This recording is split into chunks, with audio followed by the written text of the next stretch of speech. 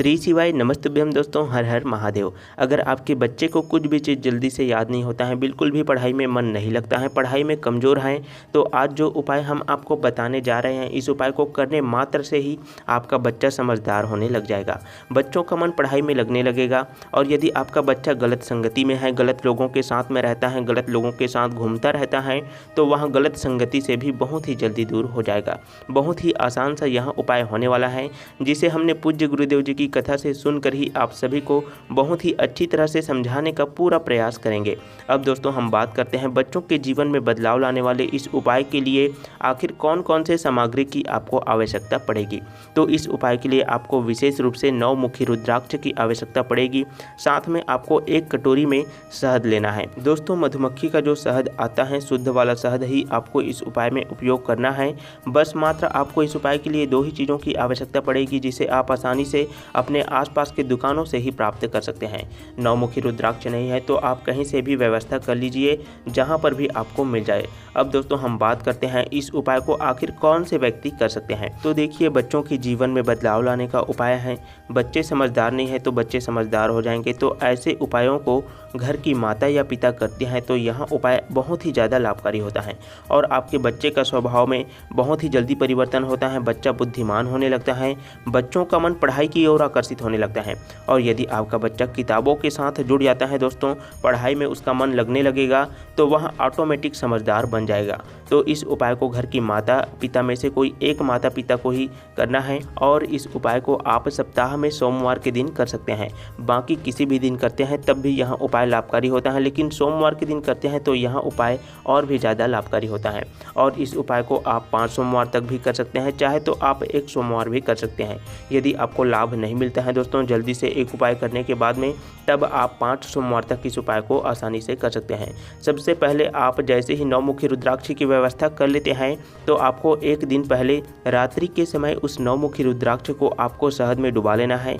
शहद में डुबाने के बाद में आपको उस कटोरी को अपने घर की पूजा स्थान में किसी भी और पात्र से ढक करके रख देना है। अब आपको यहाँ उपाय सोमवार के दिन सुबह के समय जितनी जल्दी हो सके आप कर सकते हैं। यदि आप किसी कारणवश सुबह के समय जल्दी से उपाय को नहीं कर पाते हैं, तो आप सोमवार के दिन सुबह के समय 10, 11, 12 बजे तक भी आप उपाय को करते हैं दोस्तों, तब भी आपको उपाय का लाभ जरूर मिलता है। और दोस्तों हम आपको जानकारी के लिए बता दें कि इस उपाय को आपको अपने घर पर बिल्कुल भी नहीं करना है। आपको अपने आसपास के किसी भी भोलेनाथ जी के मंदिर में चले जाना है, और आपको मंदिर में पहुंचने के बाद जहां पर भी मंदिर में शिवलिंग विराजमान है उस जगह पर आपको पहुंच जाना है और अपने उपाय को करना है। लेकिन उससे पहले आपको भगवान भोलेनाथ जी का दर्शन करना है, उनकी पूजन कर लेना है। उसके बाद में ही आपको उपाय को शुरू करना है। तो चलिए हम डायरेक्ट उपाय के बारे में आपको बताते हैं दोस्तों। तो आपको अपने घर से शहद में डूबा हुआ रुद्राक्ष और 1 लोटा जल लेकर भोलेनाथ जी के मंदिर में आ जाना है। सबसे पहले आपको भोलेनाथ जी को थोड़े से जल से स्नान करा देना है। उसके बाद में आपको शहद से 9 मुखी रुद्राक्ष को निकालकर शिवलिंग के ऊपर में एक स्थान होता है दोस्तों, जिसे माता अशोक सुंदरी का स्थान कहते हैं, जो भगवान भोलेनाथ जी के सबसे छोटी बेटी का स्थान है। तो शिवलिंग के जलाधारी के बिल्कुल बीचों बीच में माता अशोक सुंदरी जी का स्थान है। तो वहाँ पर आपको उस रुद्राक्ष को माता अशोक सुंदरी के नाम से ही समर्पित कर देना है। और आपके बच्चे की जो भी समस्या है, जैसे बच्चा पढ़ता लिखता नहीं है, पढ़ाई में कमज़ोर है, कुछ भी बात जल्दी से समझ नहीं पाता है, उनकी जो भी समस्याएं हैं, जैसे उनको जल्दी से याद नहीं होता है, पढ़ाई करता है तो उसको आपको भगवान भोलेनाथ जी के सामने में मन ही मन स्मरण करके बोल देना है।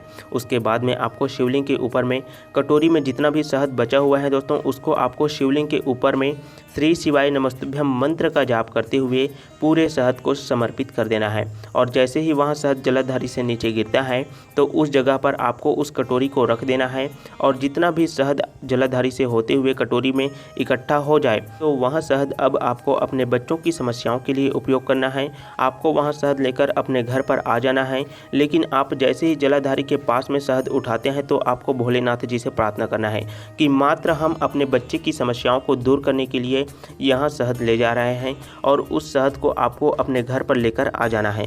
और आपके बच्चे को लगातार 11 दिनों तक आपको सुबह के समय समय थोड़ी मात्रा में खिलाना है। जैसे ही आप 11 दिनों तक उस शहद का सेवन अपने बच्चे को कराते हैं, आपके बच्चे का दिमाग जो है वो तेज होने लगता है दोस्तों। बच्चे का मन पढ़ाई की ओर आकर्षित होने लगता है, बच्चे पढ़ने लिखने में होशियार बनने लगता है। यदि आपका बच्चा कोई भी बात जल्दी से समझ नहीं पाता है तो वह बातें भी समझने लग जाता है। तो प्रिय दोस्तों, इस प्रकार से आप लोग भगवान भोलेनाथ जी के उपाय को करके अपने बच्चे के जीवन में बदलाव ला सकते हैं।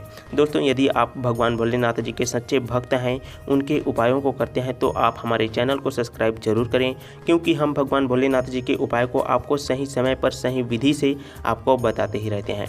यदि आपको कुछ भी बात समझ में नहीं आता है तो आप हमें कमेंट करके पूछ सकते हैं। उपाय को करने में आपको गलती बिल्कुल भी नहीं करना है। तो इसी के साथ आप सभी को श्री शिवाय नमस्तुभ्यम, हर हर महादेव। भगवान भोलेनाथ आप सभी की इच्छाओं को पूरा करें, आपके जीवन में जो भी मनोकामना है वहाँ जल्दी से पूरा हो। इसी के साथ आप सभी को श्री शिवाय नमस्तुभ्यम, हर हर महादेव।